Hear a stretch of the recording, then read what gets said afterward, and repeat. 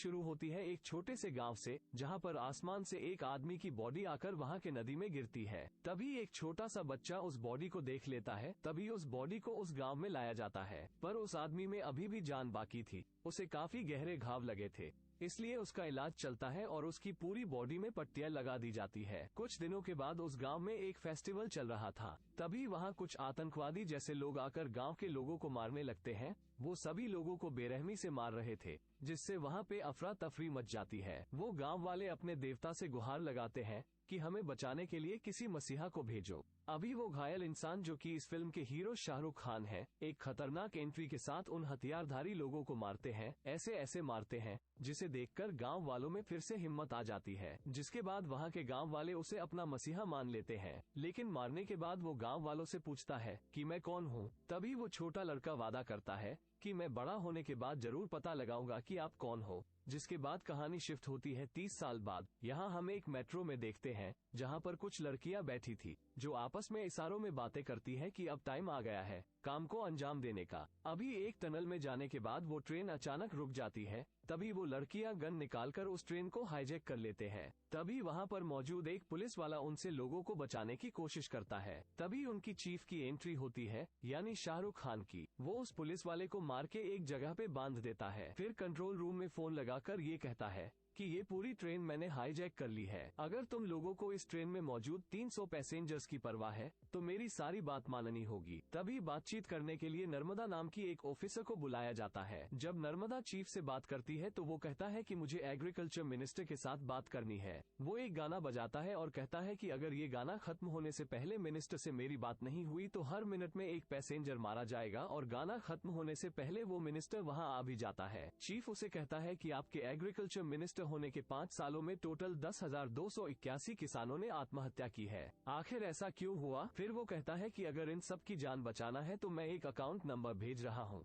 उसमें ज्यादा नहीं बस 40,000 करोड़ रुपए भेज दो। होम मिनिस्टर कहता है कि इतना सारा पैसा तो हमारे पास नहीं है। तभी चीफ कहता है अगर तुम्हारे पास नहीं है तो तुम जिस बिजनेसमैन की हेल्प करते हो उसी से मांग लो, क्योंकि उसे भी तो मदद करना चाहिए ना। तभी हम बिजनेसमैन काली को देखते हैं, जो एक फ्यूनरल में गया हुआ था। हालांकि उस आदमी को उसी ने मारा था। इसके पास 2 कलर की गोली थी, ब्लू और रेड। जब इसे गुस्सा आता था तो ये ब्लू गोली खाता था और जो इसे गुस्सा दिलाता था उसे वो रेड गोली खिलाता था। उसी ट्रेन में एक आलिया नाम की लड़की थी, जो कि काली की बेटी थी। अब काली को फोन करने पर अपनी बेटी को बचाने के लिए वो 40,000 करोड़ भेज देता है, जिस पर आलिया चीफ को कहती है कि तुम एक घटिया इंसान और एक चोर हो। तभी चीफ कहता है कि तुम्हारे बाप से बड़ा चोर और कोई भी नहीं हो सकता। तुम जब अपने बाप से मिलोगी तब उसे मेरा नाम बताना, जो कि था विक्रम राठौर। लेकिन वो कहती है कि चोर तुम ही हो। तभी चीफ उनकी ग्रुप की एक लड़की, जिसका नाम था कल्कि, उसकी बैक स्टोरी बताता है। इसका बाप एक किसान था और ये उस दिन एग्जाम देने के लिए निकल ही रही थी। तभी बैंक के कुछ ऑफिसर उसके घर पहुंच जाते हैं और उसके बाप से 40,000 रुपए मांगते हैं, जो उसने लोन लिया था। वो किसान कहता है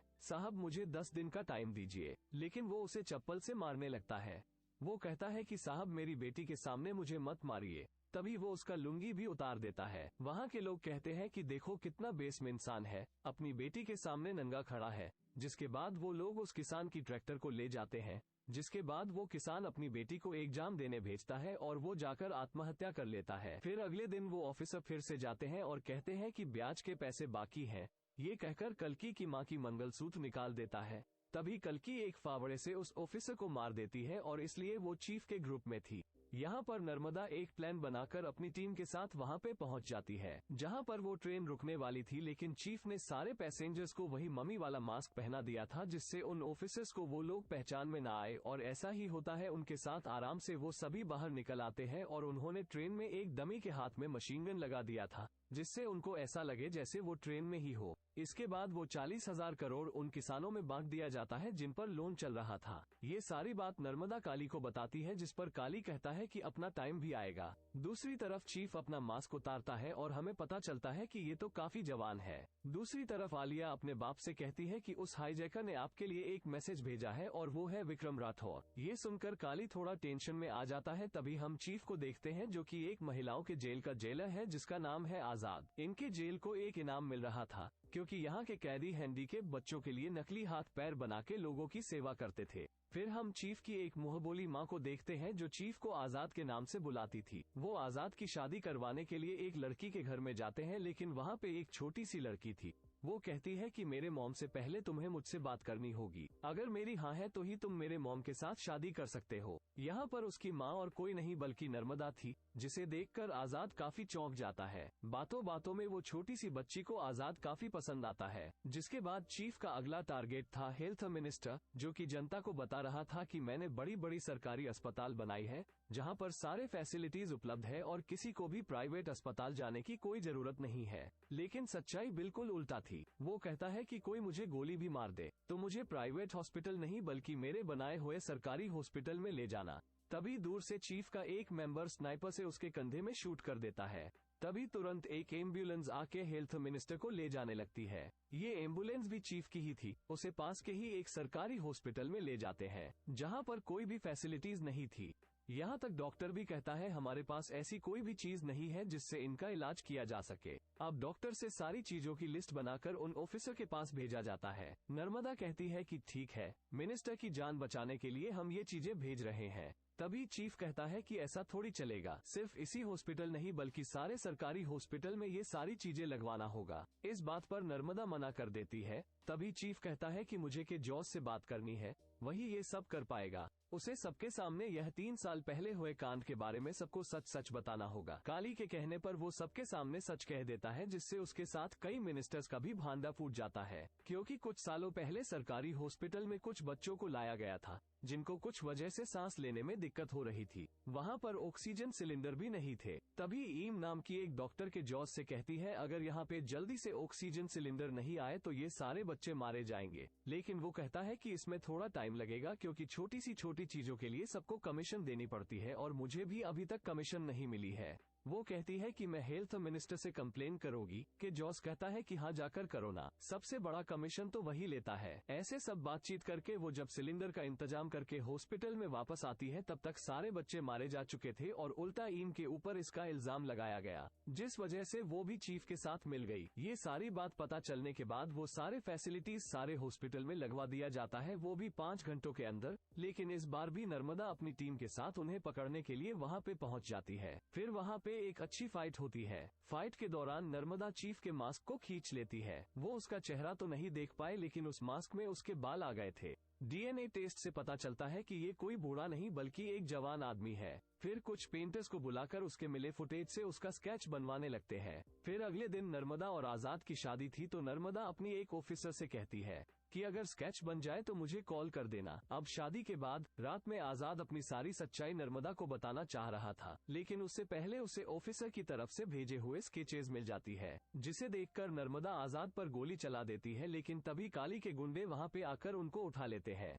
उन दोनों की ही बराबर कुटाई होती है क्योंकि उनको लग रहा था कि नर्मदा उसकी पहले से ही हेल्प कर रही है और उसे पकड़ने का सिर्फ ढोंग कर रही है। उन्हें वो लोग वहाँ पे मारने ही वाले होते हैं कि तभी एंट्री होती है रियल विक्रम राठौर की, जो कि आजाद का बाप था। वो उन्हें बचाकर वहाँ से ले जाता है। नर्मदा जाकर अपनी टीम को कह देती है कि ये सारे कांड विक्रम राठौर और उसके बेटे ने किए हैं और उनके साथ जो लड़कियां मिली हुई है मैंने उनका चेहरा देख लिया है, वो सभी उसके जेल में ही है और विक्रम राठौर का पता लगाने के लिए मुझे उन लड़कियों से बात करनी होगी। वो जेल में जाकर उन लड़कियों से झूठ कहती है कि आजाद एक अच्छा इंसान नहीं है, उसने मेरा इस्तेमाल करके मुझे फंसा दिया, ऐसे ही वो तुम्हें भी मरवा देगा। तभी लक्ष्मी नाम की लड़की कहती है कि तुम्हें कुछ पता नहीं है। फिर वो उसे बैक स्टोरी सुनाती है विक्रम राठौर की, जो असल में एक कमांडर थे। उनकी पत्नी दीपिका थी। उन्हें पता चलता है कि उनके लोगों को कुछ आतंकवादी बंदी बनाकर रखे हैं, तो उन्हें ऑर्डर मिलता है कि उन्हें किसी भी तरह बचाना है। वो अपने साथियों के साथ गन वगैरह लेके वहाँ पे पहुँच जाते हैं, लेकिन सही टाइम पर उनमें से किसी की भी गन चलती ही नहीं है, जिस वजह से वो सभी लोग घायल होने लगते हैं। उन्हें बचाने के लिए एक ऑफिसर अपनी जान देकर एक बम को आतंकवादियों के ऊपर फेंक देता है, जिस वजह से बाकी सब बच जाते हैं। मिशन कंप्लीट होने के बाद उन्हें मेडल दिया जाता है। तभी विक्रम राठौर कहते हैं कि हमें यह मेडल नहीं चाहिए क्योंकि आपके इन सस्ती गन की वजह से हमारे काफी जवान मारे जाते हैं। तभी पता चलता है कि ये गन्स की सप्लाई काली ने की थी। वो विक्रम से कहता है कि मेरा गन A1 है, तुम लोगों को गोली चलानी ही नहीं आती। मैं कुछ अच्छे ऑफिसर्स को भेजूंगा जो तुम्हें सिखा देंगे और जो मरे हैं उनके घर में भी थोड़े पैसे भेज दूंगा। ये सुनकर विक्रम को बेहद गुस्सा आता है। वो उस गन को उठाकर सीधा काली के ऊपर फायर कर देता है। काली बेहद डर जाता है, लेकिन वो सस्ती गन वहाँ भी नहीं चलती, जिसके बाद काली के गन फैक्ट्री को बैन करने के ऑर्डर दे दिए जाते हैं। विक्रम जब रात में अपने घर में दीपिका के साथ था, तभी काली के गुंडे उन पर हमला कर देते हैं। वो विक्रम को उठाकर ले जाते हैं। पीछे दीपिका रह जाती है तो उसे पुलिस स्टेशन में बुलाकर कहा जाता है कि तेरा पति एक क्रिमिनल है, वो घर में ड्रग्स छुपाता है। ऐसे कहते हुए वो ऑफिसर काफी सारी गालियां देने लगता है, जिससे दीपिका उसे मार देती है। उसे इस जुर्म के लिए फांसी देने के लिए लाया जाता है। तभी पता चलता है कि वो प्रेग्नेंट है, तो इंडियन लॉ के मुताबिक जिसको फांसी दी जाने वाली हो, अगर वो प्रेग्नेंट है तो उसका बच्चा जब तक 5 साल का नहीं होता तब तक उसे फांसी नहीं दी जा सकती है। जिसके बाद काली दीपिका से जेल में मिलने आता है। वो कहता है फांसी देने के टाइम जीभ बाहर आ जाती है, आंखें बड़ी हो जाती है। ऐसे कहकर उसे डराने लगता है, लेकिन वो पूछती है कि विक्रम कहाँ है। काली कहता है कि तुम चिंता मत करो, मैंने उसे गोली मार के प्लेन से फेंक दिया है। जिसके बाद दीपिका का एक बेटा जन्म लेता है, वो भी जेल में ही रहता है। वो जब 5 साल का हो जाता है तब उसकी माँ उसे सारी बात बता देती है, जिसके बाद दीपिका को फांसी दिया जाता है। ये सारी बात सुनकर नर्मदा आजाद की मदद करना चाह रही थी, लेकिन तभी उसका साथी कहता है कि मैं तुम्हारे लिए नहीं बल्कि काली के लिए काम करता हूँ, अब तुम्हें कोई भी बचा नहीं सकता।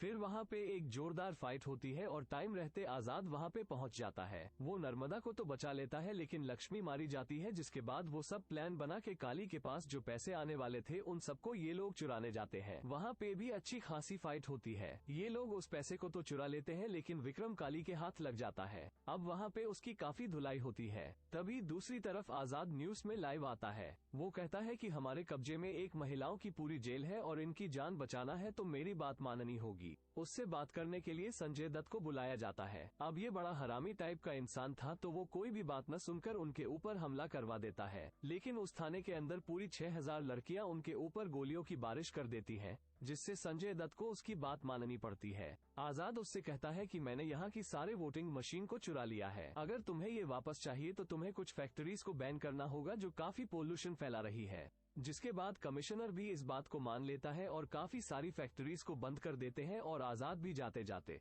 अपना फेस दिखा देता है और अपना असली नाम बता देता है। वो सारी जनता से कहता है कि अपनी उंगली का सही इस्तेमाल करो, तुम जिसे वोट देते हो उससे सवाल पूछो कि अगर मैं तुम्हें वोट दूं तो तुम मेरे लिए क्या करोगे, मेरे परिवार के लिए क्या करोगे।